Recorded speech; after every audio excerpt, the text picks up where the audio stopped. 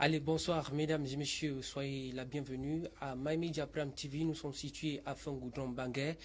Vous êtes sur l'émission Prime Sport. Eh bien, nous avons réservé les sujets d'actualité, notamment les sujets qui font jaser dans le monde sportif. Eh bien, trois matchs après, quel bilan dans ce CHAN pour les Lions de Martin Tungumpili? C'est le premier sujet de ce soir, mais pour l'en débattre, j'ai avec moi plusieurs panélistes. À ma droite, j'ai M. Emmanuel Maroc. Bonsoir, merci de nous avoir fait honneur. C'est moi qui vous remercie. Bonsoir à vous, Quentin. Bonsoir aux autres co-panélistes. Je vous remercie d'avoir fait de moi votre panéliste. J'ose espérer de manière modeste que je serai à l'auteur des échanges. Merci encore une fois et bonne émission à tous. Merci. Monsieur Eding, bonsoir. Bonsoir, M. Quentin et Tapé. Une fois de plus, je suis encore sur le plateau pour débattre de l'événement majeur, n'est-ce pas, du Cameroun, qui est du CHAN. Et j'espère qu'ensemble, n'est-ce pas, nous pourrons faire la chronique de ce qui étaient les faits marquants de ce CHAN pendant ces 3 premiers matchs. Juste à ma gauche, j'ai M. Gadba Maniolo Deville, éducateur et formateur du football. Bonsoir et merci de nous avoir fait honneur d'être là ce soir. Merci, bonsoir Quentin, bonsoir à tous vos téléspectateurs. Merci de m'avoir renouvelé vos amitiés. D'accord, mesdames et messieurs, on va regarder ces différentes vidéos. On se prend juste derrière pour entrer à plein pied dans le débat. À tout à l'heure. Après la cérémonie d'ouverture du CHAN samedi dernier au stade Omnisport d'Amadou Ahidjo, la sélection A' du Cameroun marque l'unique but du match inaugural contre l'équipe du Zimbabwe. Andoulo a centré le ballon à l'occasion d'un coup franc à la 72e minute. Le défenseur camerounais Salomon Banga fait bouger les filets du camp adverse avec un retourné acrobatique. Ainsi, il a joué le rôle de finisseur pour offrir à son pays qu'est le Cameroun un excellent démarrage du CHAN. Par ailleurs, pour le compte du deuxième match, les Aigles du Mali vont rejoindre le Cameroun en tête du pôle A. Ils ont aussi bien lancé leur compétition en battant l'équipe décidée du Burkina Faso, toujours à Yaoundé, avec 1-0. Lequel but marqué par le défenseur Siaka Bagayoko à la 69e minute. Pour les matchs de dimanche hier, ici à Douala, au complexe de Japoma, le premier match s'est soldé par un nul entre la Libye et le Niger, tandis que la RDC a battu le Congo-Brazzaville d'1-0. Le but a commencé à être visible par la combinaison de Djouma et Lilopo. Ce dernier délivre une passe à Chico Unshundi qui va ouvrir le score à la 50e minute du jeu. Puis, à la 60e, il cède son poste à John Kadima. Cependant, le calendrier complet du CHAN 2020 affiche d'autres rencontres pour les prochains jours. Le Cameroun va jouer contre le Mali mercredi suivant. Pour l'heure, les Poulains de Martin Tungumpili seraient au four moulant pour conserver la victoire. Un but par tour, le Cameroun et le Mali se séparent dos à dos hier au stade d'Amadou Ahidjo à Yaoundé. Après le coup d'envoi lancé par l'arbitre, les Camerounais ouvrent le score très tôt à la 6e minute. But marqué par son capitaine du jour, Banga Biendjemeu, qui inscrit son deuxième but de la compétition. En revanche, les Aigles du Mali ont aussitôt égalisé le score dès la 3e minute sur coup franc. Les deux sélections vont se neutraliser jusqu'à la fin du match sans un autre but marqué. Je vous propose de suivre les réactions des Camerounais. Je pense que les Camerounais ont très bien joué. Et les Maliens aussi ont très bien joué. Mais moi, en tant que Camerounais, j'aurais préféré que le Cameroun remporte cette partie. Moi, à sa place, après la première mi-temps, j'aurais préféré comme attaquant Jacques Zoua, qui est quelqu'un de gabarit musclé, quelqu'un qui pouvait au moins bousculer la défense malienne. L'homme faible, l'attaque là, il n'a pas l'attaque, il ne peut pas performer. Il faut qu'il revoie encore la situation. Et qu'il doit fournir plus d'efforts. Et dans les jours à venir, que le coach mette vraiment un accent pour les entraînements et surtout le choix des joueurs. Puisqu'il y a une multitude de joueurs qui sont dehors, mais le choix, l'accès n'est pas facile. Par ailleurs, la deuxième rencontre s'est soldée par la victoire du Burkina Faso, 3-1 face à l'équipe du Zimbabwe, la dernière du pôle A, avec 0 points et éliminée pour les quarts de finale. Pour l'heure, les Camerounais et les Maliens occupent les premières places du classement avec 4 points chacun. le Burkina Faso. 3 points quant à lui. Ce dernier va jouer contre les poulains de Martin Tungumpili le 24 janvier prochain à Yaoundé. Le Mali aura pour adversaire le Zimbabwe à la même date, mais le match va se jouer à Douala-Chapoma. Pour ce soir, le programme affiche Libye contre la RDC à 17h et 20h, Congo-Brazzaville avec le Niger. Actuellement, les Camerounais n'attendent plus que la victoire des Lions à prime lors de leur prochain match contre le Burkina Faso. C'est une bonne nouvelle. Les poulains de Martin Tungumpili sont qualifiés pour les quarts de finale. Ils ont fait un match nul hier avec les étalons du Burkina Faso, 0 but partout, au stade d'Amadou Ahidjo à Yaoundé. Après le coup d'envoi donné par l'arbitre, les Lions à prime touchent le ballon avec le pied, les premiers. Pendant la première période, le jeu semblait tourner en faveur de la sélection burkinabèse. Les 45e minutes écoulées, le score est 0 but partout. Du retour des vestiaires, après avoir reçu les conseils de leur entraîneur, très rapidement, l'équipe de Bangam Bindjeme prend les rênes avec une prédominance de possession du ballon et de multiples occasions de but mal exploitées. À la fin du jeu, le score reste inchangé. Le Cameroun est ainsi promu au quart de finale, tandis que les étalons du Burkina Faso sont éliminés pour la suite de la compétition. La formation A' du Cameroun occupe la deuxième place de son groupe avec 5 points, un match gagné contre le Zimbabwe avec 1-0, un nul face au Mali, 1 but partout. Et ce dernier nul avec le Burkina Faso. Sa prochaine rencontre, c'est avec le premier du pôle B à Douala, au stade de Japoma. Ce dernier stade a abrité hier un match à l'issue duquel le Mali a battu le Zimbabwe avec 1-0. Cette équipe malienne du pôle A est en tête du dit groupe avec 7 points. Elle s'est aussi qualifiée pour les quarts de finale. Parlant des matchs de ce soir, à l'affiche, les équipes du groupe B vont se rivaliser à Yaoundé à 20h. Il s'agit du Niger et la RDC. Au même moment, le Congo-Brazzaville va jouer contre la Libye au stade de Japoma, ici à Douala. Pour l'instant, l'on n'attend plus que le verdict de ce soir pour connaître les prochaines équipes qualifiées ou pas au quart de finale. Eh bien, c'était là une rétrospection des matchs joués par les Lions à prime. Nous entrons directement à plein pied dans le débat. Je vais passer la parole à M. Garba Maniolo. Je rappelle que vous êtes formateur, éducateur et promoteur du football. Dis-nous, quel bilan peut-on faire après 3 matchs? Le bilan que je peux faire, c'est que le Cameroun a joué 3 matchs, a marqué 3 buts. Une victoire, 2 matchs nuls, ce qui nous a donné droit à 5 points. Nous sommes au-dessus de la moyenne, 5 points sur 9. Peut-être que les prestations n'ont pas suivi, mais je le comprends, le Cameroun est sous pression en tant que pays organisateur. Le plus important était qu'on soit qualifié.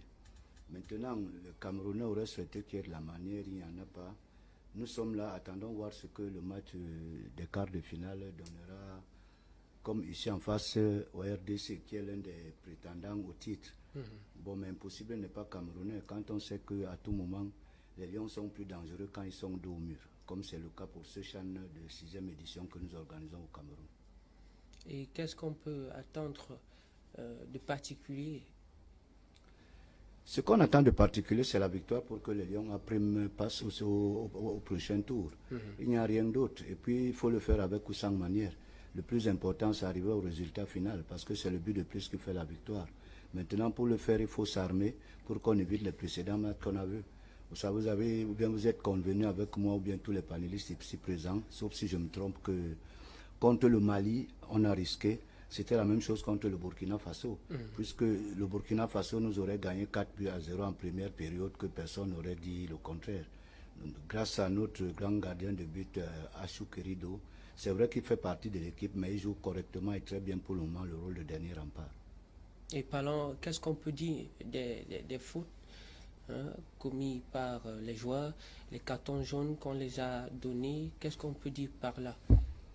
Tout ça fait partie du match, les cartons et autres. Nous avons 23 joueurs pour la circonstance. Et je pense que la somme des erreurs faisant l'expérience, nous avons tout rassemblé et nous pensons qu'à partir du moment où nous passons à un match, à comment on appelle un bussole, comme on dit couramment au quartier, le coach Tungu Pilemera mettra une équipe à la hauteur ou bien à la dimension de la compétition où nous nous trouvons à ce moment pour pouvoir gagner.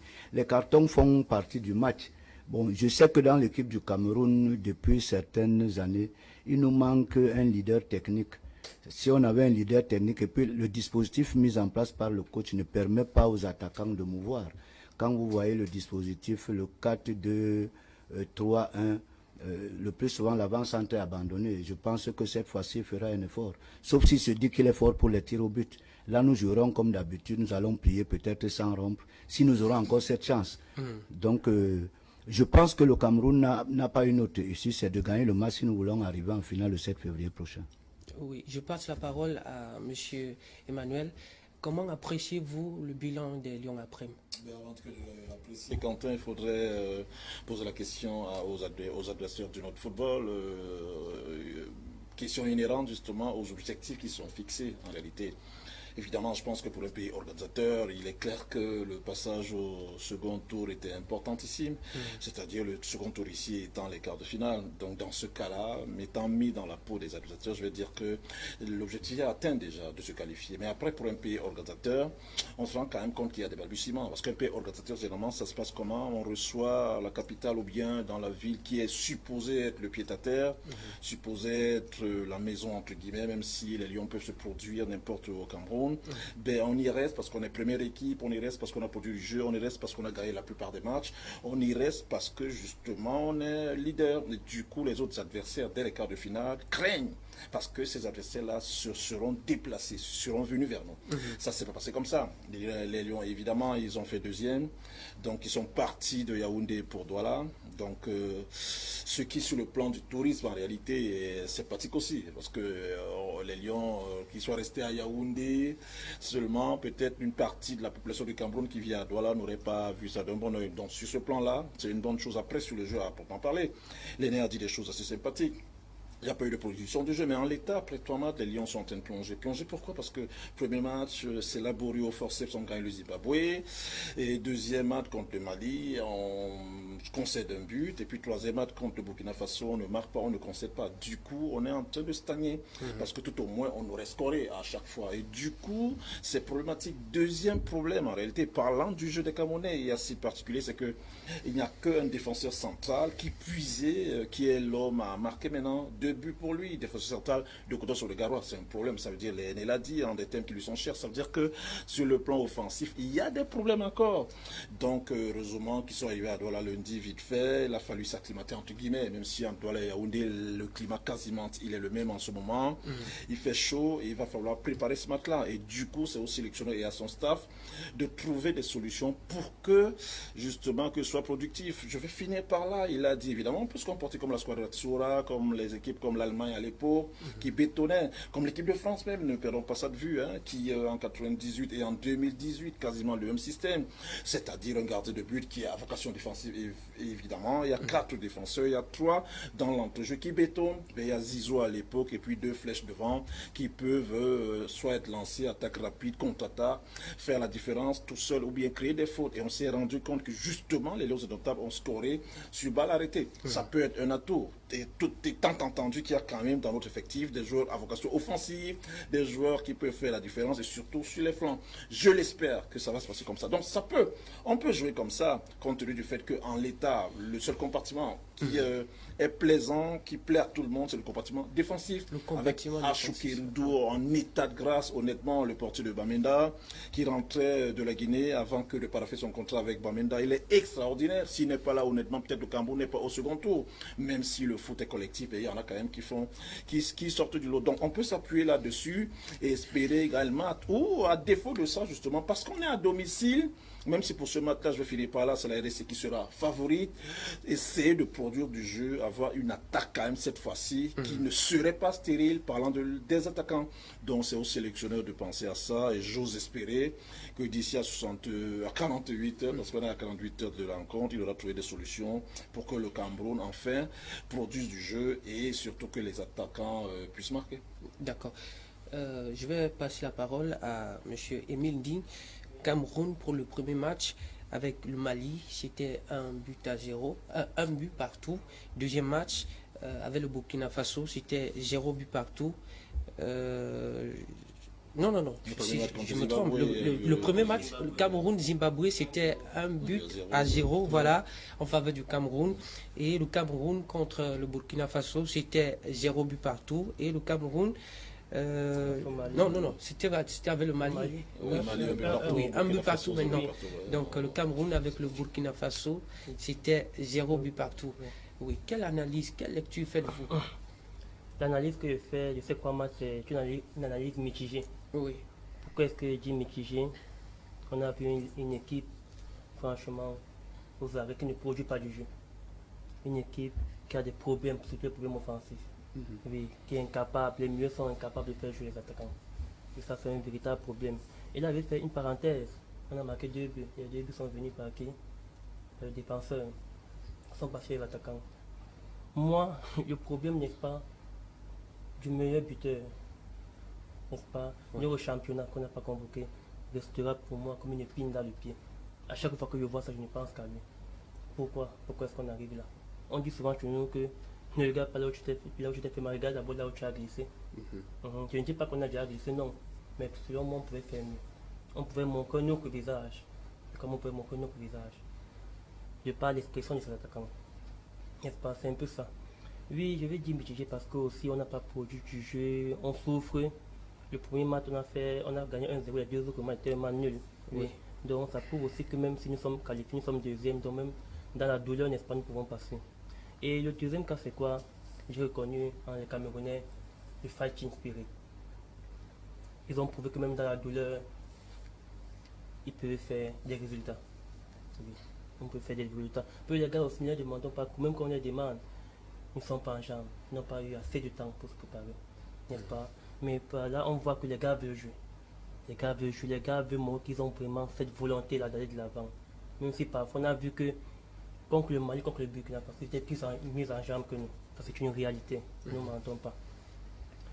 Mais aussi, vous avez vu, il y a une image qui m'a plu, étamé. Oui, il y a contre le Burkina Faso, il se lève et il va voir le joueur du Burkina Faso pour le fixer. Quand il s'en va le voir, ce n'est pas pour dire que je vais venir, on va en venir au même nom. C'est rien que pour le dire, tu as devant toi un homme qui va t'offrir de l'adversité. Et c'est la même image, on a vu la même image, dès qu'en 2017 et Oliver Kahn est en 2002, c'était pour dire oui, nous sommes là, nous sommes présents. Et c'est aussi une qualité du Cameroun. Une qualité, la qualité là, cette qualité qui est particulière à nous. À savoir que même dans la douleur, nous pouvons nous surpasser. Nous pouvons aller au-delà de nos retranchements.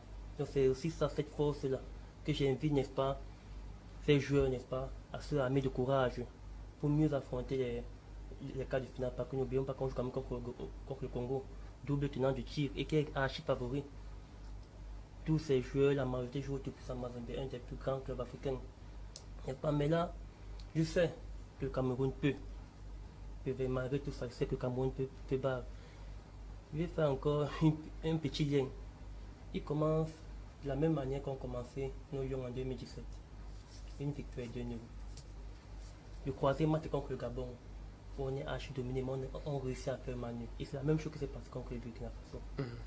C'est la même chose, c'est quasiment identique. Et en cas de finale, nous promettait l'enfer contre le Sénégal. Mais qu'est-ce qu'on fait? On élimine le Sénégal. Et c'est la même configuration maintenant quand on est contre le Congo, où tout le monde dit que non, on serait écrasé, comme ça, comme ça. Mais moi j'ai confiance aux gars. Et c'est que même si comme ils n'ont pas le temps de jouer, ils ne sont pas assez enjambés, ils peuvent se surpasser, aller au-delà. N'est-ce pas? Montrer aux gens, faire mentir les gens. Tous les pronostics, il a dit que le Cameroun va perdre, ils vont perdre. Non. J'ai confiance à ces joueurs. Ils sont armés de courage, ils sont des champions. Ils savent ce que la nation attend d'eux.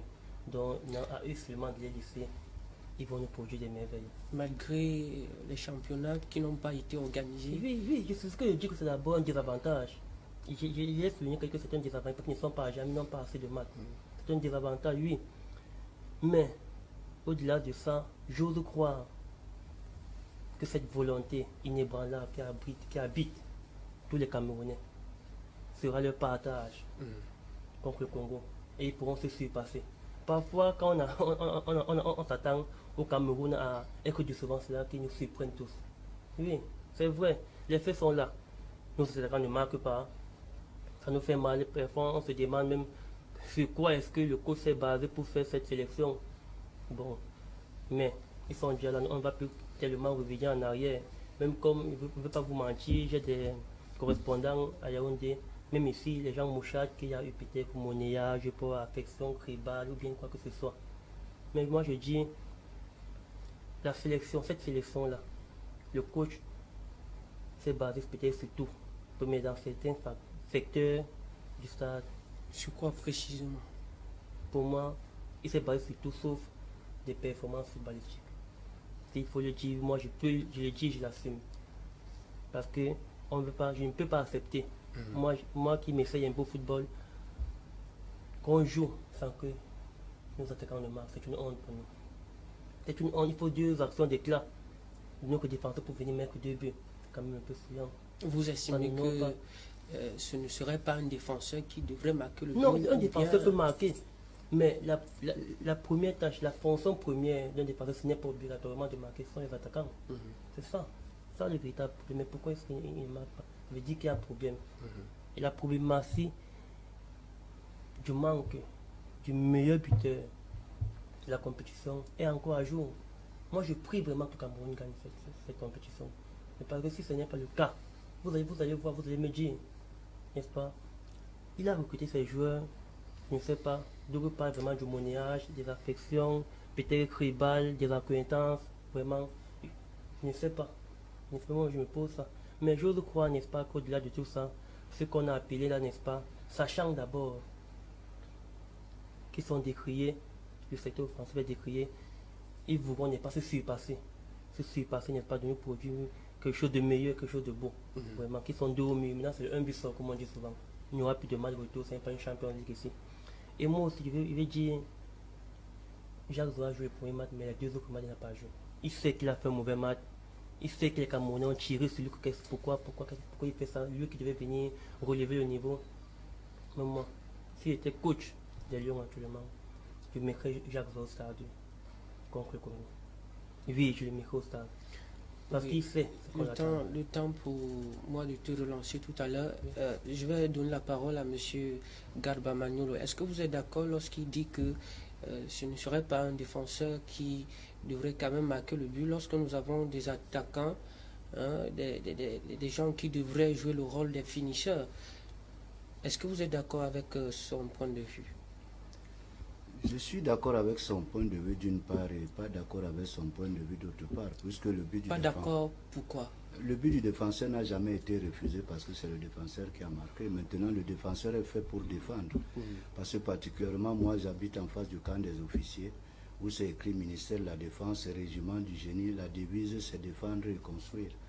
La défense est faite pour passer les ballons au milieu de terrain, les ballons de terrain pour distribuer, servir de courroie de transmission pour ravitailler l'attaque et marquer des buts. Maintenant, quelqu'un l'a dit sur ce plateau, en l'occurrence Emmanuel Mahop, si la stratégie du Cameroun, c'est de marquer sur balle arrêtée, ça se travaille, ça se prépare aux entraînements. On avait le coup franc que nous avons encaissé contre le Mali, c'était savamment préparé. Donc oui, les attaquants sont faits pour marquer, ils ne marquent pas. Et je l'ai tantôt dit en début de propos, le dispositif mis en place, peut-être c'était pour le premier tour. Cette fois-ci, on ne va pas dessiner le diable sur le mur, c'est-à-dire que chercher les pénaltys pour pouvoir gagner. Il faudrait qu'on joue le RDC Congo et qu'on gagne ce match. Donc les buts pourront peut-être à travers ce deuxième tour provenir des attaquants. Mais il n'est pas dit que si un défenseur marque, on ne valide pas le but. Donc on ne peut rien attendre, parce que tout vient après normal, c'est lui qui s'attend. Mais je suis de tout cœur que les Lions indomptables a pris une passe de main et je sais que Dieu et Adam, ils le feront. Ok. Monsieur Emmanuel Barreau, que dites-vous? Qu'est-ce qu'il faut faire pour gagner ce ne reste qu'un match, pour éviter peut-être les nuls? Je ne dis pas que ces nuls sont mal. Qu'est-ce qu'il faut faire pour avoir au moins comme un 2-0, 2-1 face à une équipe Je voudrais déjà, si vous me permettez, répondre. Bon, le Frangin, il a dit des choses sympathiques, mais après, j'aime apprendre des exemples, Frangin. Vous pouvez pas, vous savez pertinemment que la rentrée scolaire va commencer, vous êtes père d'enfants, vous n'inscrivez pas vos enfants, vous ne les mettez pas à l'école, mais le jour de l'examen, que vous demandiez aux enfants de se passer, non, c'est pas possible. Le foot est devenu scientifique et il se prépare. L'aîné semble dire en des thèmes qui lui sont propres. Je prends des exemples. Évidemment que c'est pas en jouant au championnat qu'une équipe peut être transcendée, parce que celle-là, présente contre le Cameroun, 3e journée, Burkina Faso, ils ont joué 17 journées de championnat, mais ça ne les empêche pas de sortir. Le Maroc, en l'état, qui va jouer les quarts de finale, ils sont qu'à 5 journées de Botola League. Donc le Cameroun n'en a pas joué, alors que le Cameroun savait qu'il a pris très le champ, et du coup, ils n'ont pas joué, pas tant à cause de la Covid-19, mais parce qu'il y avait des querelles, et ça c'est un problème, voyez-vous. Et on sait pertinemment que le champ, dont la 6e édition est organisée par le Cameroun, relève des joueurs locaux, et pour que les joueurs soient performants, il faut qu'on les sélectionne sur la base de leur performance en club. Mais malheureusement, ça ne s'est pas fait au Cameroun.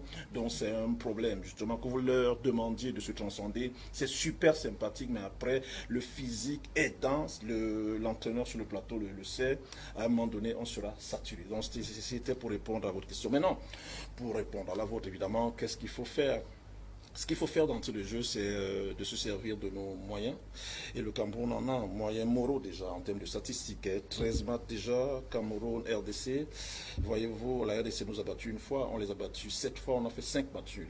Et puis lors du dernier champ avec Tungu Pile, ou du moins l'avant-dernier, celui du Rwanda avec Tungu Pile, la RDC, on faisait partie de la même poule. Et la 3e journée, on les a battus par 3 buts contre 1. Et il cite un joueur importantissime qui fait pas partie de cette sélection. Maintenant, Len Samuel y était et il avait marqué contre la RDC avec sur le banc de touche Florent Ibenge qui a recouvré, du moins il a été testé négatif avec Matompi, donc 3 joueurs importantissimes, plus Florent Ibenge que j'ai rencontré dans leur hôtel seront présents, donc les atouts commencent à changer.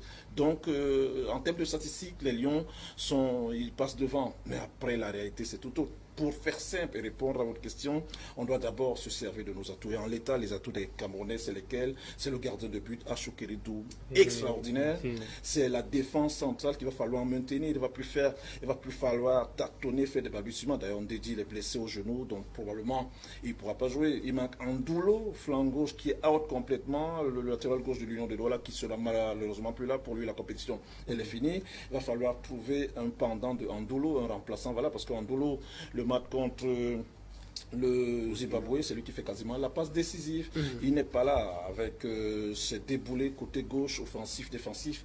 C'est un atout majeur qui n'est plus là. Mais la charnière centrale, elle est la même avec Ngombe Itame, extraordinaire, le nouveau Sombahana, et puis Mbangal, le nouveau buteur. Et à droite, il y a Sana. Tous 3 Coton-Soir de Garoua. Ça veut dire qu'il y a une osmose, il y a une fusion. C'est très important. Donc, on s'appuie sur notre base. Moi, j'aurais fait pareil. En réalité, je ne suis pas sélectionneur, il est payé pour ça. C'est à lui de trouver des solutions, mais on essaie de le conseiller.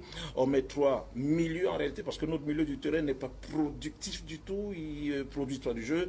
Donc, on peut mettre 3 milieux bétonneurs et trouver cette fois-ci 3 joueurs à vocation offensive avec un arco qui serait davantage technique. Peut-être un attaquant, ça peut être joueur, pourquoi pas, et des joueurs de flanc. Pourquoi ? Parce que si les Lions indomptables, il est établi d'ailleurs, quand on regarde toutes les rencontres, que les Lions, pour les 2 buts, ont scoré sur balle arrêtée, ça veut dire quoi? On peut avoir des joueurs sur les flancs qui vont très vite se servir de ça, et avec les fautes aidant, on peut avoir d'autres coups francs qui peuvent amener des buts. Donc que ce soit le défenseur ou l'attaquant, ce seront des buts. Ça fait partie des règles. Donc on peut s'appuyer dessus. En l'état, c'est même la meilleure façon de faire, parce que s'il faut s'attendre à un chamboulement total, surtout dans l'entrejeu, ça risque d'être problématique, parce que certains joueurs cadres du Congo sont en train d'arriver. Florent Ibenge, qui est un fin stratège, est en train de reprendre sur le banc. D'ailleurs, il s'est entraîné aujourd'hui. Et je vais vous rappeler le match contre la Libye que j'ai regardé. 5 joueurs, j'étais au stade, 5 joueurs de AS Vita Club étaient présents, quelques joueurs de TP Mazembe, avec Moutampi qui revient, gardien de but Moutampi, qui était là en 2016 quand le Congo remportait le champ. Il va certainement leur transmettre cette baraka-là. Ça risque d'être un problème. Le Frangin disait tout à l'heure que les joueurs se transcendent et tout. Mais l'avantage, justement, c'est qu'au Cameroun, je vais finir par là, très peu de joueurs, dont ceux de Coton-Soir de Garoua, sont habitués aux joutes africaines. D'ailleurs, c'est pour cette saison, et on souhaite d'ailleurs au Coton-Soir de Garoua de bien se comporter pour entrer en phase de groupe, à contrario des Congolais, dont 2 clubs essentiels TP Mazembe, AS Vita Club sont tous les ans habitués au moins aux phases de groupe en Coupe CAF et en Champions. Donc du coup, il y a de l'expérience qui est emmagasinée. Et c'est là où la différence va se faire, au-delà du fighting spirit. Et autre chose pour atterrir complètement, mon jeune frangin, quand on n'a pas le jus dans les jambes, sous le contrôle du coach, quand on ne sait pas produire, quand on a pris les joueurs, ils se sont contentés de certains matchs amicaux, in fine, plus on monte en compétition, plus on sera saturé. Et là-dessus, à l'usure, ça risque d'être problématique pour le Cameroun. Ça risque d'être problématique. À l'usure. Tout à fait, sous le contrôle du coach. Parce que je vous ai pris un exemple. Le Burkina Faso, je me dis, si on donne 10 minutes au Burkina Faso, ils montent en puissance, ils ont fait 17 matchs ou 16 ou 15 matchs pour la plupart des internationaux. Forcément, ça va finir par payer. Mais nous, on n'en a pas fait. Donc, du coup, ce qu'il y a lieu de faire pour le Cameroun, c'est d'espérer marquer vite fait et de mettre le bus automatiquement. Parce que si on va aux prolongations, ça risque d'être problématique. Même si le Cameroun passait au tir au but pour le match à venir, ça serait compliqué. Donc, on va faire avec nos force, il y a peu de championnat, on ne revient pas dessus. Il y a des joueurs de sélectionnés, on fait avec cela.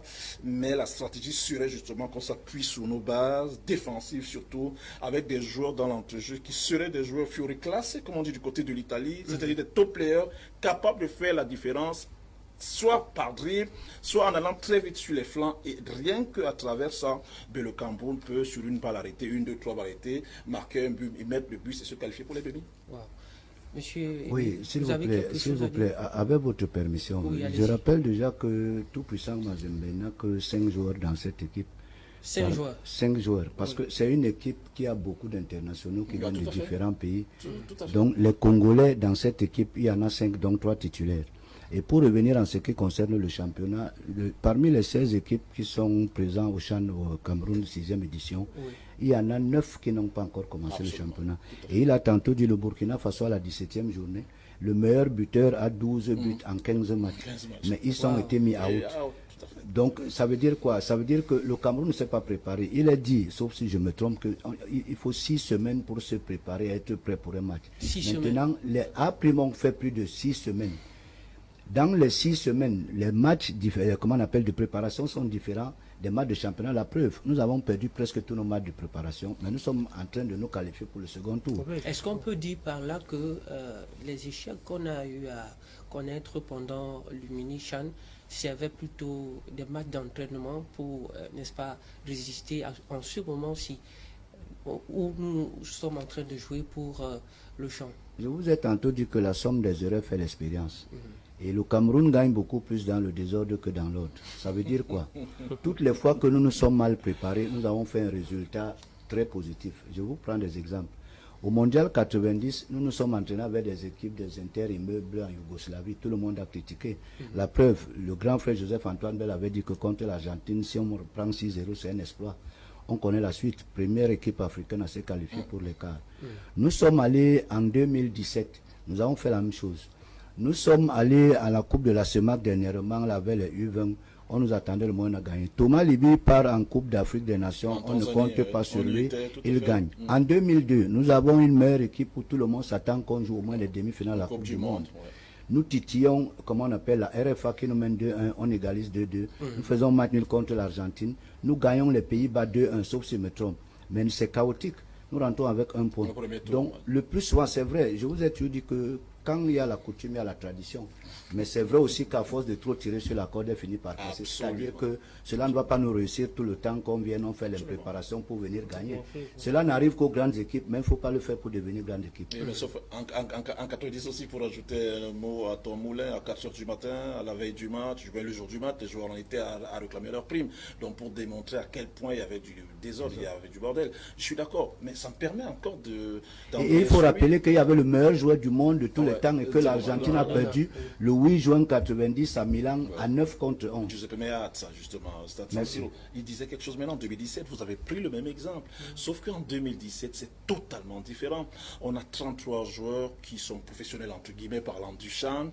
Mais en 2017, justement, on en avait 23 qui étaient professionnels, qui jouaient hors du Cameroun. Pour la plupart, les titulaires. Et quand on joue hors du Cameroun, on a l'approche footballistique complètement différente. Donc là-dessus, la différence peut se faire. Parce que le joueur joueur, qu'il ait perçu ses primes ou non, il sait se transcender moralement, etc. Il sait multiplier, il sait déployer ces énergies-là pour qu'il soit concentré. Mais non, à prime, ça n'est pas la même chose. Même si je suis d'accord avec l'entraîneur sur le plateau, évidemment, c'est avec le désordre que le Cameroun, c'est toujours ici très haut, mais in fine, comprenons que le football est scientifique et la nature a horreur du vide. Chasser le naturel, il revient au galop. Le football est devenu scientifique, il faut se préparer. Je ne vais pas, si j'envoie pas mon fils à l'école dès septembre, dès octobre, le cas échéant, parce que cette année n'était pas sympathique, je ne peux pas lui demander un résultat pour l'examen. C'est pour cela que je dis qu'à force de trop tirer sur la corde, elle finit par casser. Amy, je t'ai vu bouger là. Oui. D'accord, mais c'est compréhensible. Est-ce que tu es d'accord avec le grand frère Emmanuel? Bon, quand j'entends, je ne sais pas si par rapport à ça, il peut déjà rendre la mission impossible pour les Camerounais. Je ne sais pas. Non, je fais des analyses. Oui. Mais moi, j'ose croire que les faits sont là. On est quand même qualifié. Et je sais que les gars peuvent se transcender. Moi, je sais, j'ai la ferme conviction, j'ai cette flamme en moi que les Camerounais peuvent se transcender et battre le Congo. Donc tout le monde juge que non, ils sont favoris, ils ont 2 fois remporté la compétition, ils seront au-dessus de nous. Et en plus, nous que secteur offensif est quasi nul, ne marque pas. Mais moi je sais que le coach actuellement, peut-être la personnalité qui réfléchit le plus actuellement au Cameroun. Parce que c'est que son...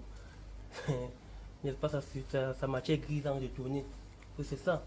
On a Japoma, le plus beau ça du Cameroun actuellement, et c'est inadmissible qu'on vienne faire Japoma. C'est inadmissible, on ne le comprendrait pas. Donc, je veux aussi, mon compagnon, mon grand faculté, dit que c'est aussi un peu mauvais de tout changer, que parce que les avances ne marquent pas, l'attaque ne marque pas qu'il faut quasiment tout changer.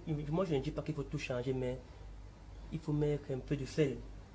Comme quoi, concrètement? Moi, j'insiste sur le fait qu'on mette un peu joie. Jacques Zoua. Oui, j'insiste sur ce fait-là. Il sait qu'il a fait un premier mauvais match. Il le sait. C'est un professionnel quand même. J'insiste. Et là, je sais qu'il pourra se transcender. Moi, je sais ça. Je sais qu'il pourra se transcender. Tout le monde compte sur lui. Tout le monde compte sur lui. Qu'est-ce que Jacques Zoua fait de si particulier, de si précieux, qu'on a si besoin, qu'on attend aussi besoin de lui? N'oublions pas qu'il a la culture de la grande, c'est un champion d'Afrique d'abord. N'oublions pas qu'il sait comment se préparer pour affronter ce genre de match. Et c'est le grand frère, c'est le plus expérimenté de tous. Donc, c'est même sa présence au stade, il peut pousser ses coéquipiers à s'élever, à élever le rythme de jeu. N'est-ce pas? À se donner à fond, à se donner tout, à guider, à se comporter comme un grand frère au stade vis-à-vis d'eux.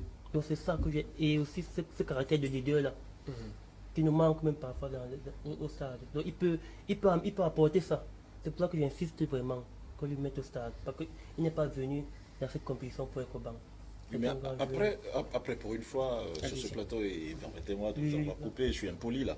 Je suis d'accord avec lui en réalité, mais ça dépendrait, je le dis au conditionnel, du poste qu'on trouverait à Zoua contre le Congo. Il a un super gabarit, c'est très important. Il culmine à plus de 1m90, c'est très important. Et si d'aventure on pouvait le faire jouer avançant complètement, parce que Jacques, on ne profite pas de son gabarit. Sur les ballons arrêtés, quand il rentre, j'ai regardé les matchs des Lions, même les matchs de préparation à Japoma.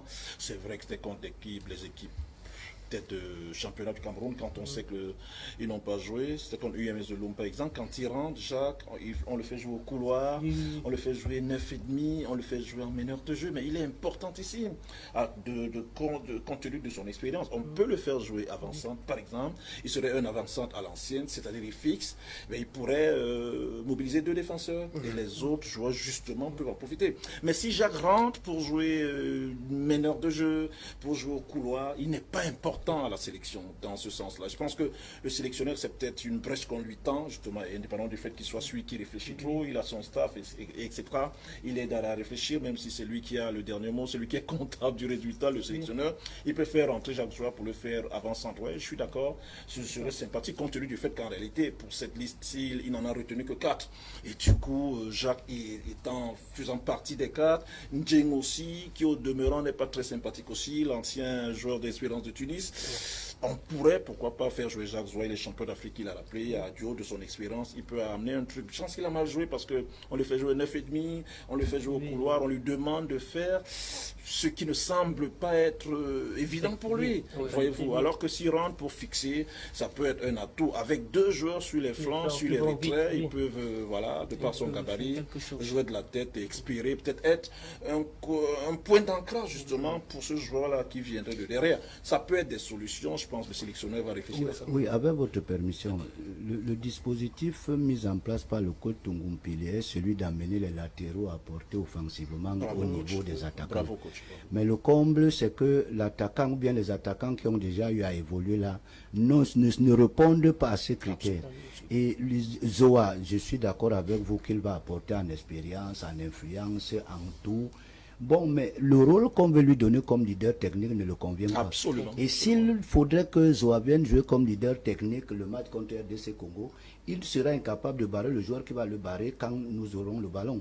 Et c'est ce joueur qui viendra créer le surnombre. C'est pour ça que j'ai parlé tout à l'heure d'un leader technique. On en a connu à l'époque dans l'équipe. Il nous faut un joueur capable offensivement d'éliminer 1 ou 2 adversaires de façon à ce que s'en retrouve à situation de 2 contre 3. Pourquoi pas 2 contre 1 devant les buts. Et quand vous faites allusion à Zoa ou à Ndjeng, ce sont les avants centraux qui jouent dos dans les buts. C'est-à-dire qu'il peut garder le ballon, il remise et il va tendre le centre. Il peut remiser pour quelqu'un d'autre qui va frapper. Bon, maintenant, notre équipe n'a pas de stabilité. Et pour faire jouer les joueurs, mettre un dispositif, il faudrait qu'on ait des joueurs capables de répondre à ce dispositif. Donc le tout n'est pas de demander de mettre Zoa, c'est à l'entraîneur et son staff de voir comment est-ce qu'il faut compter les velléités offensives de la RDC Congo. Il me souvient une fois les Lions Indomptables avec Jules Nyonga, avec match à Yaoundé, et il y avait trop de coups francs à l'époque. Pour ceux qui le connaissent, il y avait un certain Samuel Ekemendiba qui ne badinait pas avec la chose. Et tout le monde criait Ekeme, Ekeme. Malheureusement ou heureusement, je ne sais pas, le coach Jules Nyonga n'a pas cédé à la pression. Et à la fin du match, quand le journaliste lui demande mais pourquoi on n'avait pas mis Ekeme, il a répondu que si Ekeme entre qu'il n'y a plus de coup franc, on aura perdu un joueur qui était en train de rendre service.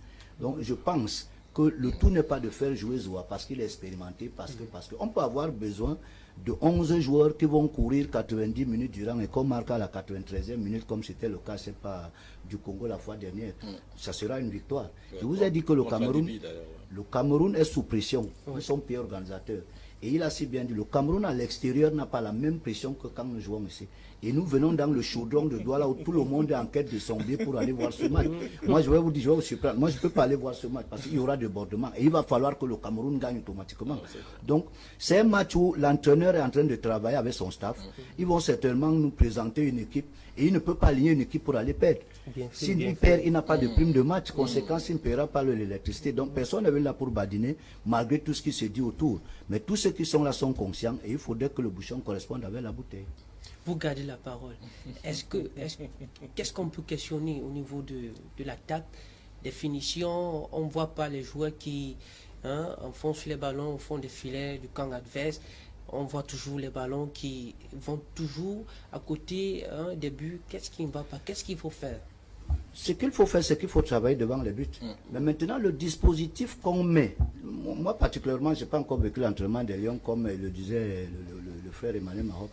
Je n'ai pas encore vécu l'entraînement des Lions, mais ma petite expérience, ou bien tout ce que nous voyons tous les matchs, et nous sommes convaincus que pour arriver dans la surface de réparation adverse, ce n'est pas facile. Ouais, lors du premier match, on a vu deux milieux de couloir qui allaient trop vite, Ameyon et Ako, qui partaient vite. Malheureusement, lors du deuxième match, vous avez vu Chateau Bill, le Malien qui a muselé, comment on appelle, Meyon, qui n'a rien fait. Bon, mais regardez par exemple le latéral, le milieu de couloir numéro 28, appelé Bolem, qui joue dans le Burkina Faso. Quand vous avez deux attaquants de ce genre dans les flancs, je pense que le défenseur, avant de venir vous rencontrer, c'est de quoi ce qu'il attend. Donc il nous faut ce genre d'attaquants. Nous avons également les attaquants qui explosent, comme j'ai pris l'exemple de Ako et l'autre, par rapport à celui qui a joué là aussi 50. Parce que je suis sûr qu'il a tantôt dit, ça aurait été un Loubepangé, le ballon Ungon est parti, il aurait dribblé le défenseur et le gardien. Donc, c'est vrai aussi que Aimé Jacquet, lors de la Coupe du Monde 98, avait laissé deux joueurs français au summum de leur art, à savoir Eric Cantona et David Ginola. Ça a fait l'objet de critiques, comme c'est le cas de Ntougoupilé. Il allait là gagner sa Coupe du Monde et il a démissionné. Il reste demain ce grand entraîneur dont on parlera tout le temps en France. Et pourquoi il avait démissionné? Il avait démissionné pour sortir par la grande porte. Sauf qu'en France, ça se passe comme ça, le coach le sait.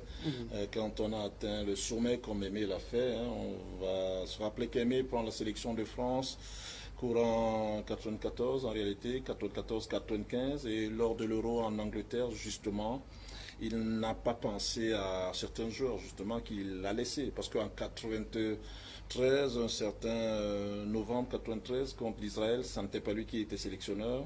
Le dernier match qui pouvait permettre à la France de se qualifier pour USA 94, ça n'a pas été le cas. Donc Aimé vient, il prend l'équipe. Au départ, c'est Corentin Martins. Il a raison, mais Corentin Martins, Feu Follet à l'AGIA, Association de la jeunesse auxerroise, ne répond pas. Et du coup, on lui préfère Zinedine Zidane, qui part de là. Et effectivement, il avait laissé certains joueurs.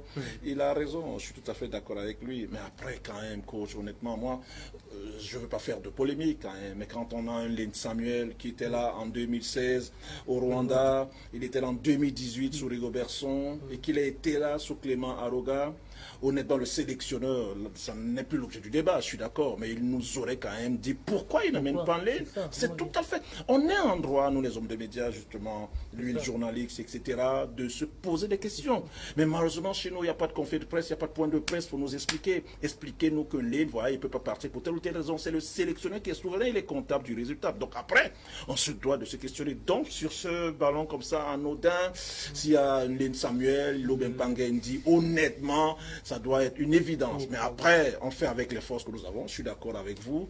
Et on essaie d'expliquer, d'analyser, d'apporter des modestes éléments pour permettre au sélectionneur et à son staff de passer le cap. Moi, j'ai bien aimé votre discours tout à l'heure. Vous faites bien de le mentionner. C'est un match à qui tout double en réalité. Stade Japoma, c'est très important. Tous les Doualais ont envie d'assister à ce match. Si on ne passe pas, ça risque d'être un problème. Et du coup, le sélectionneur doit réfléchir à ça. Même pour la stabilité du pays, entre guillemets. Même si nous, les hommes de médias, en réalité, les analyses que nous faisons aussi en Mondovision doivent nous permettre de sensibiliser les populations camerounaises à ce que tout le monde sait déjà. Un match de foot, c'est soit une victoire, soit une défaite et un nul. Le cas échéant, il n'y aura pas de nul, donc c'est défaite ou victoire. Et le foot est fait ainsi. Mais d'aucuns vont penser que compte tenu du fait que le Camerounais abrite le champ, automatiquement on doit le remporter. Ce serait l'idéal. Mais sinon les Italiens se seraient suicidés en 90, etc. Et les Allemands en 2006. Ils ont organisé, ils n'ont pas remporté. Mais sauf qu'il a dit, là je suis d'accord avec lui, je vais finir par là, on ne peut pas quand même parler des Lions à prime sans se questionner justement de là où on a chuté, de là où on a glissé. Une équipe qui va en compétition comme le chant, que le sélectionneur vous mette 23 joueurs, ce qui est compréhensible, plus 10 en attente, mais dans les 23 joueurs qui n'est que 4 attaquants à domicile, c'est un problème. Vous savez qu'au Cameroun n'existe plus de fausses rumeurs. La preuve, quand on n'a pas Lienzo alors du deuxième match, il s'est dit qu'il avait réclamé des primes. L'entraîneur disait qu'il était malade. C'est vrai qu'il n'y a pas de conférence de presse pour demander, mais vous êtes mieux placé parce que quand vous dites que vous avez côtoyé X et Y, vous savez pourquoi. Il s'est dit que l'une et certains cadres de l'équipe, lors de l'époque de Aroga, sont allés en boîte de nuit. Bon, mais est-ce que Boyomo était parmi ces joueurs? Je ne pense pas, c'est le meilleur buteur.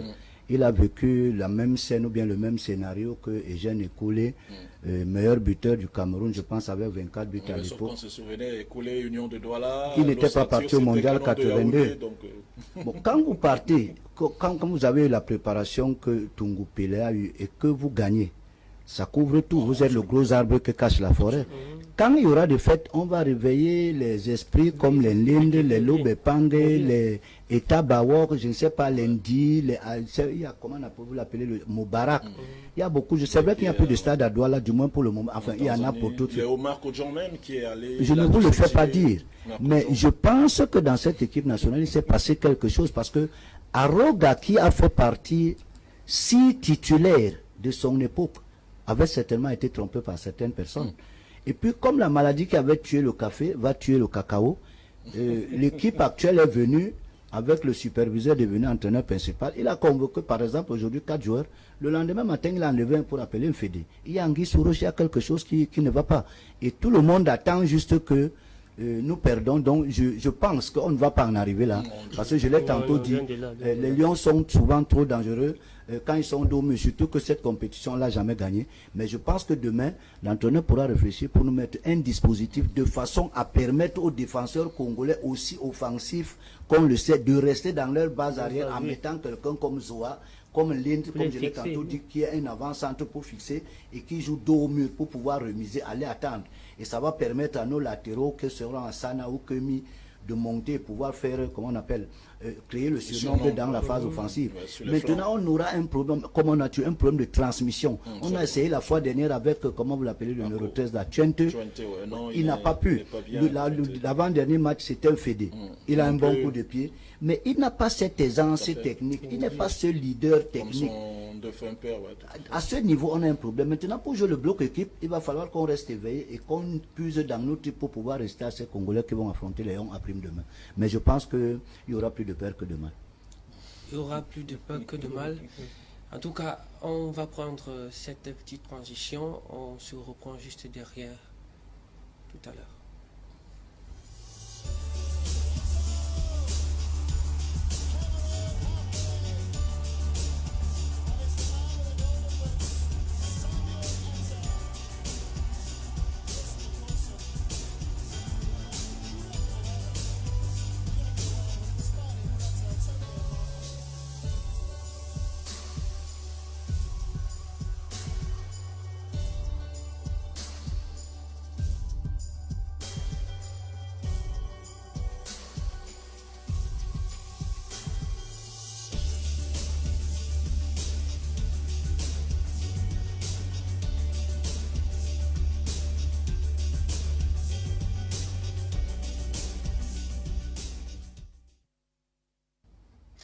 Du retour sur ce plateau, mesdames et messieurs, on se plonge directement dans le deuxième sujet de la soirée. Eh bien, il s'agit de quelles sont les chances qui pourront amener les Lions à prime dans ces quarts de finale qui vont se jouer d'ici 30-31, ça veut dire, je crois, samedi et dimanche. Samedi, dimanche. Voilà. Samedi, on a 17h Yaoundé, puis 20h, voilà. Et puis ce sera pareil avec ceux de Limbé et de Yaoundé. Oui. Dites-nous, malgré ces championnats qui n'ont pas été joués dans notre pays, quelles sont les chances de victoire pour les Lions à prime? Les chances déjà, c'est qu'on est le pays hôte. On va jouer à Japoma. Forcément, d'entrée de jeu, c'est vrai que le public, il est des fois changeant, divers et ondoyant, le public camerounais. On a vu le dernier match en 97, c'était contre le Ghana, avec Manga Ongene à l'époque, Vincent Ngadi dans les buts. On prend au stade de la rééducation non relooké, évidemment. En 97, un but contre 3, et avant la fin du match, le public doualais était pour les Ghanéens. Donc généralement, on sait que les Camerounais, que ce soit à Douala ou à Yaoundé, ils aiment le beau, et quand les Lions se font malmener des fois, ils sont pour les adversaires, parce qu'ils aiment le beau. Mais je pense que le public doualais sera supporter, en réalité. Ce seront de vrais supporters, ce seront des fans, comme on le dit du côté de Bamenda. Ça, c'est le premier atout. Deuxième atout, évidemment, j'en parlais tout à l'heure, c'est les statistiques. 13 derniers matchs, honnêtement. Le Congo a battu une fois. 7 fois, on les a battus. On a fait 5 matchs nuls. Et 2016, j'étais de 10 ans encore une fois dans le cadre de cette même compétition, 4e édition du CHAN, organisée au Rwanda, 3e journée, avec ce même Togo Pilé qui affrontait Florent Ibenge. On les a battus par 3 buts à 1. Donc c'est autant d'atouts. Après, sur le terrain, c'est une autre paire de manches. Donc c'est une autre paire de manches. Le Congo, avec Florent Ibenge, ça risque d'être un facteur psychologique parce que les 2 matchs que le Congo a joué sans son sélectionneur, qui au demeurant est un maestro, il connaît le foot, connaît bien le foot. Et derrière cela, par Matampi, son portier titulaire qui revient, etc. Il parlait 5 joueurs de TP Mazembe, mais contre Libye, il en a aligné 5. Donc un Messi qui marque de super de buts. Il fait passer au 3e généralement.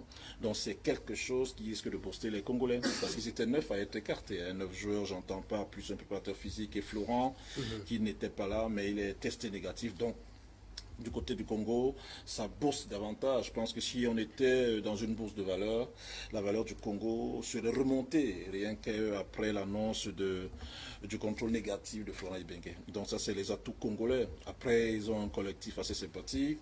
Ils ont des joueurs qui sont habitués à ces joutes-là.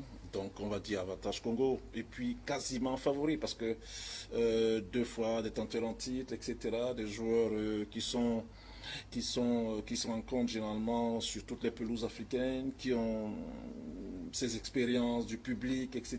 Même quand ils jouent à l'extérieur, même quand ils jouent, que ce soit au Kamalondo, au stade 18 500 places que je connais, Lumbumbashi, que ce soit même au stade des Martyrs également, où se produit l'équipe de AS Vita Club. Ils ont ces expériences-là, public, à domicile public, adversaire.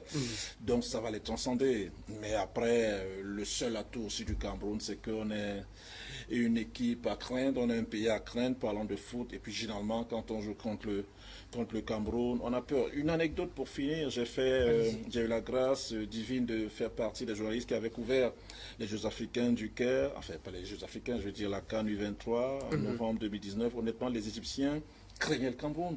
Et qui en premier, Rigo Persson. Je vous dis, à chaque fois, Rigo était la star adulée, mais on le craignait.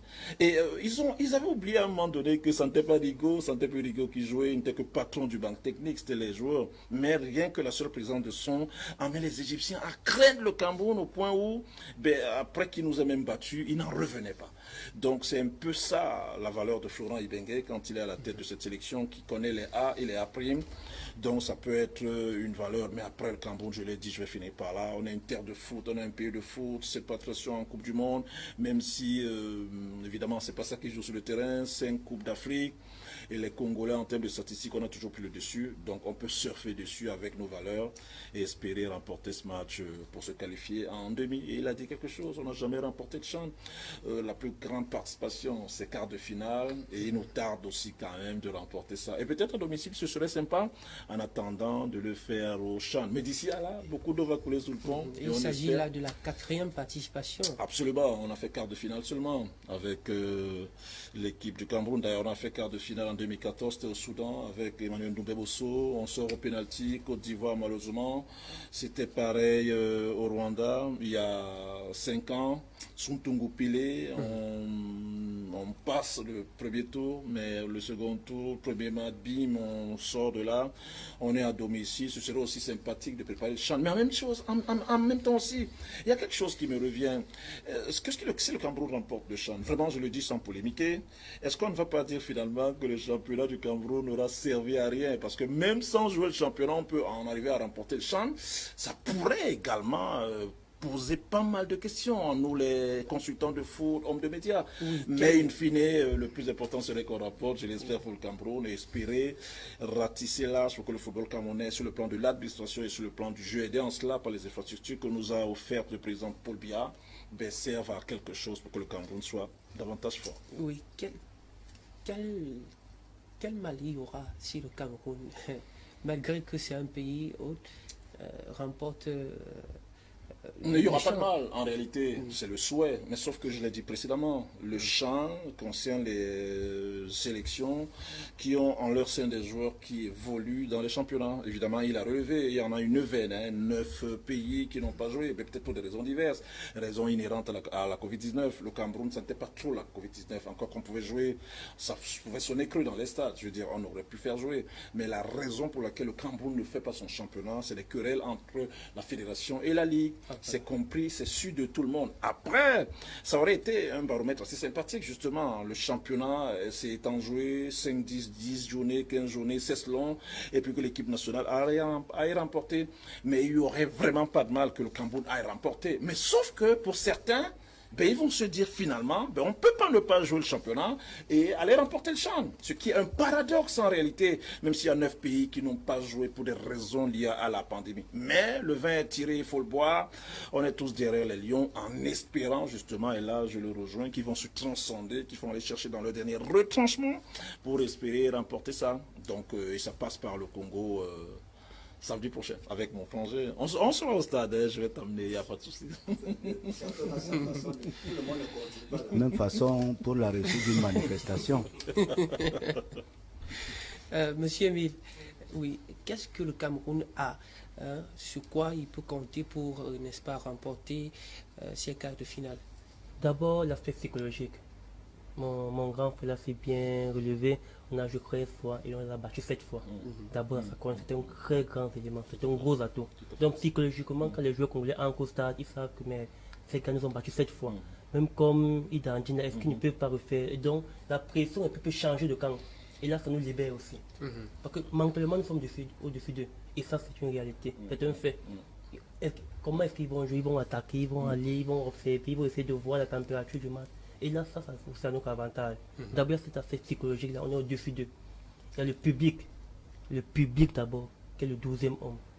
Vraiment, qui peut nous pousser, n'est-ce pas, pousser les joueurs à aller au-delà, se transcender. Vous voyez actuellement... Parlons même du public là. Oui. Comment est-ce que le public, malgré qu'il ne soit pas au stade, peut participer au jeu? Même d'abord, je suis passé vers le stade, je crois, avant-hier. Oui. Il y avait les gens qui étaient là que pour les billets. Et on parle qu'il n'y a pas de billets. Et vous allez voir qu'il y a des gens qui sont prêts à camper même pour attendre leur billet.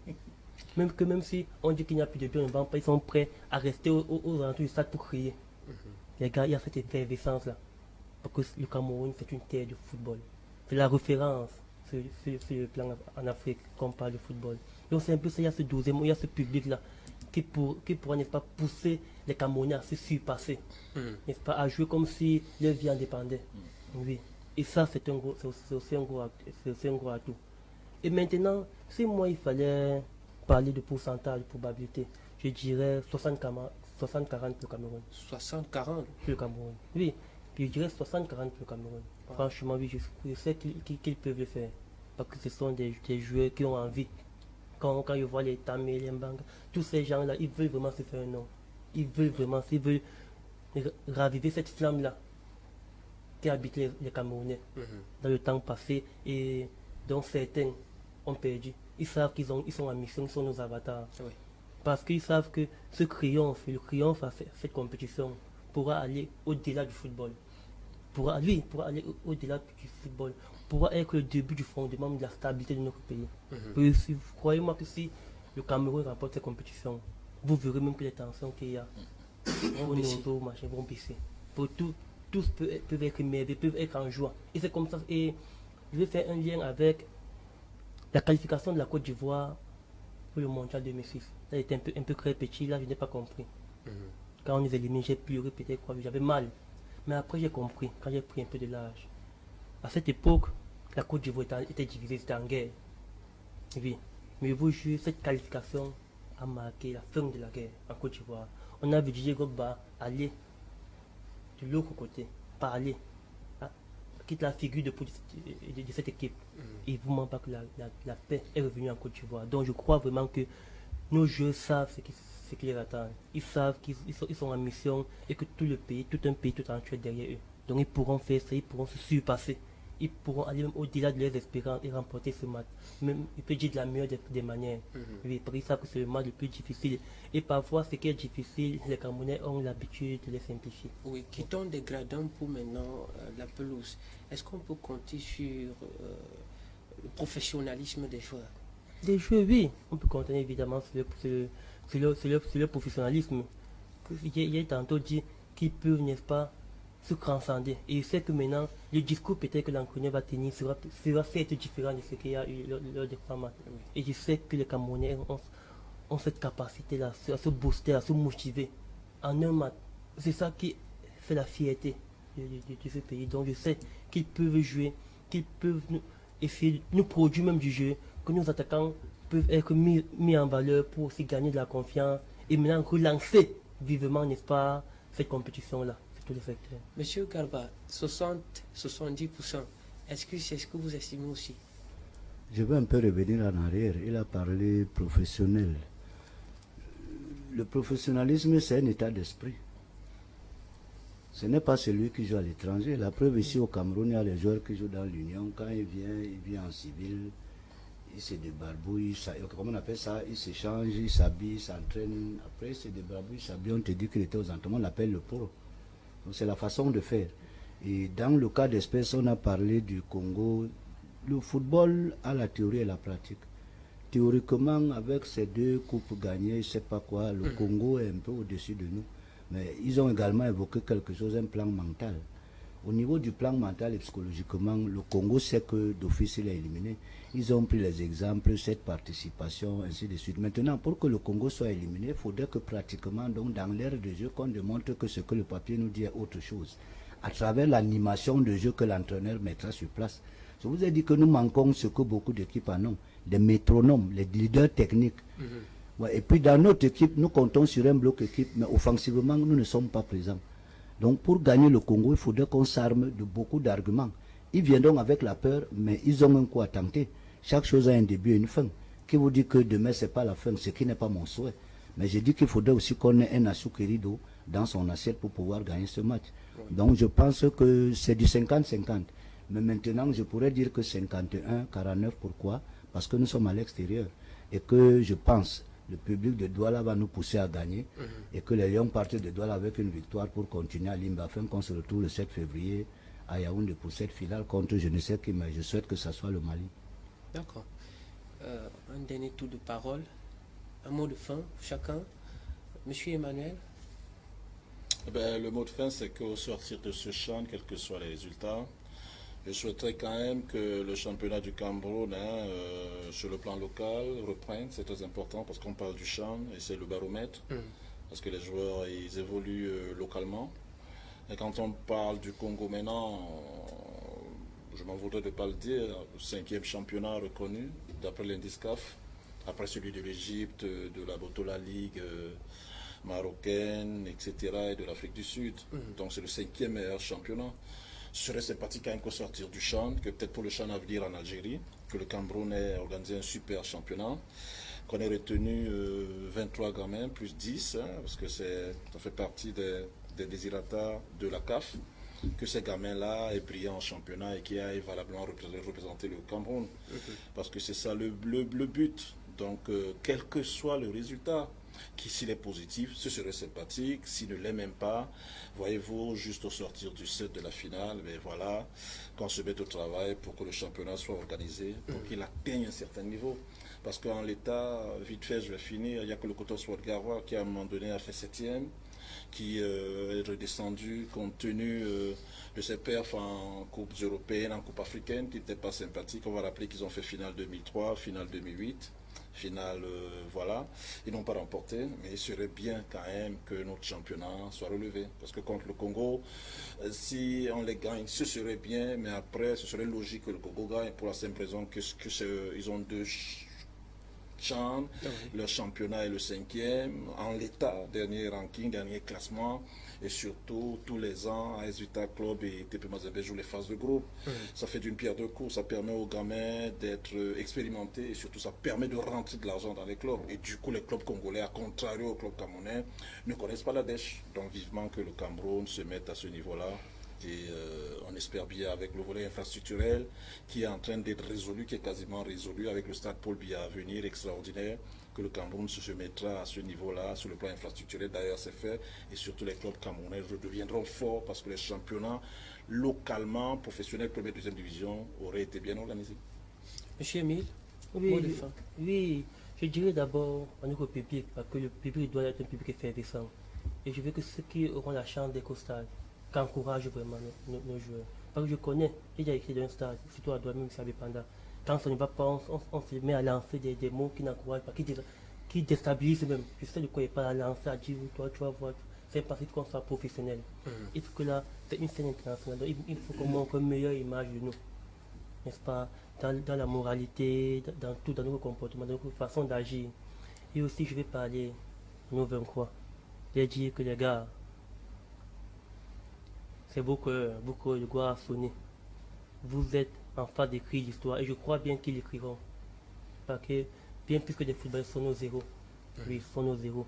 Je pense qu'ils pourront s'armer, se motiver davantage, n'est-ce pas, pour qu'ensemble, le 7 février, nous puissions crier au triomphe, pour ressortir ça.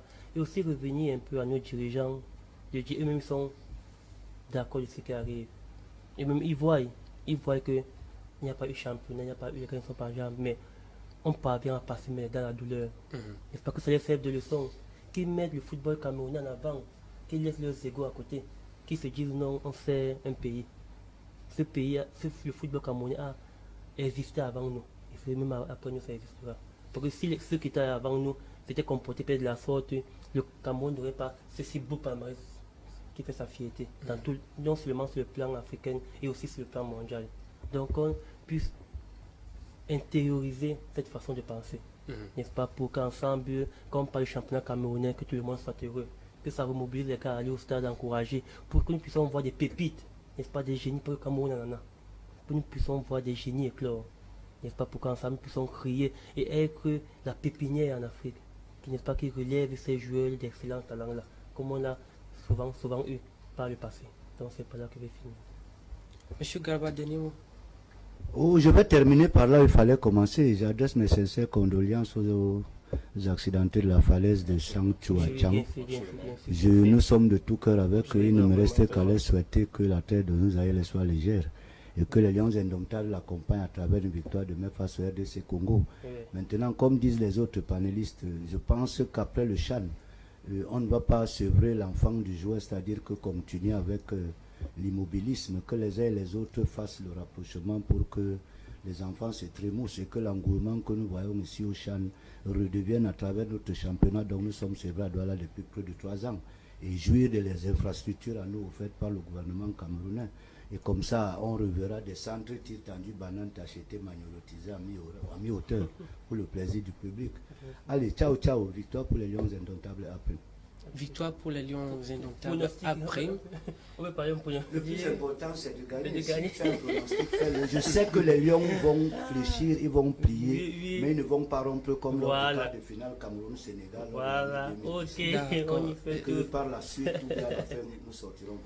J'espère que nos téléspectateurs vous aurez compris. Monsieur Emmanuel, merci d'être venu.